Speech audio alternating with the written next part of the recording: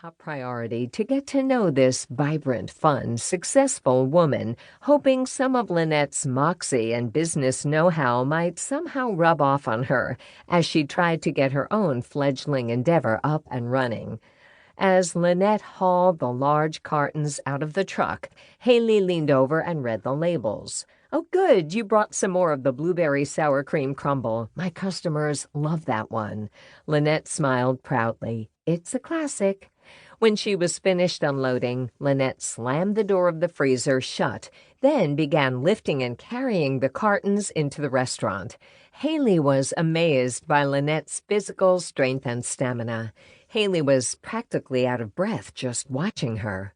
Feeling guilty, Hayley bent down and grabbed one of the sea salt caramel cartons, and then, huffing and puffing, lumbered after Lynette, who was already in the back, in Hayley's walk-in freezer, sliding 2 big cartons onto the shelf. She used one of her gray-gloved hands to wipe wisps of her blonde hair away from her face. "How has your summer been so far, Hayley?" "I certainly can't complain. I'm a new business, so I know there are going to be a lot of unexpected crises to deal with, like a busted water pipe, a leaky roof during that last rainstorm we had, and a delay in a fresh fish delivery that put the kibosh on my salmon special one night. But overall, things have been pretty good. I'm lucky things have been steady." "I admire you for making such a big change, leaving the security of your job at the Island Times to start a new business. Not many people have the guts, especially when so many ventures fail. But you've done it. This place is already a staple in town. You should be very proud." "It helps to have a very loyal and experienced staff helping me. I wouldn't have stood a chance without Kelton working in the kitchen, Betty up front handling all the reservations, and my waitstaff, most of whom I've known for years." Lynette shivered from the chilly air in the walk-in freezer, then marched out and headed back to her truck for another load, Hayley close on her heels.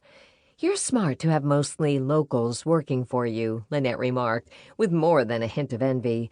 "I have to rely on a bunch of party animal college kids from all over the country on my payroll. I swear I thought I was bad at that age, but kids these days have just gotten so much worse with their TikTok videos, showing up late nursing hangovers, or calling in sick after all-night binge drinking, not to mention their endless relationship dramas that they feel the burning need to discuss, dissect, and analyze instead of scooping ice cream, which is the only reason I hired them." Hayley chuckled. "Is it that bad?" Lynette stopped at her truck, turned to Hayley, and folded her arms. "Yes, actually it is.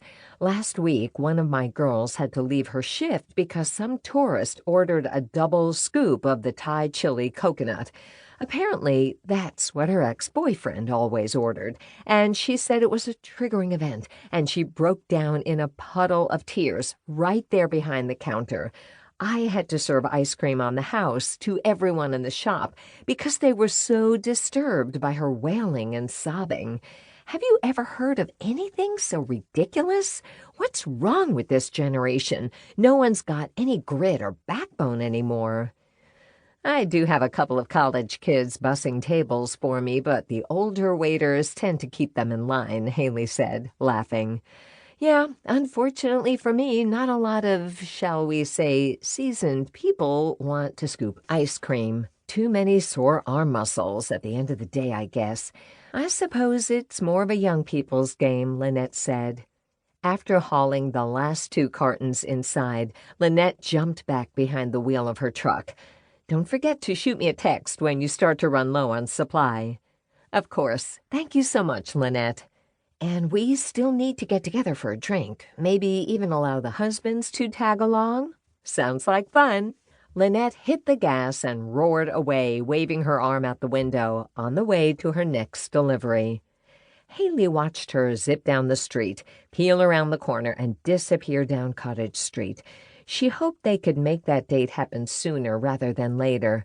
As she wandered back into the empty restaurant, still hours away from opening for dinner, Hayley heard a ringing sound. It wasn't her phone. It was coming from her little office off the kitchen. Hayley's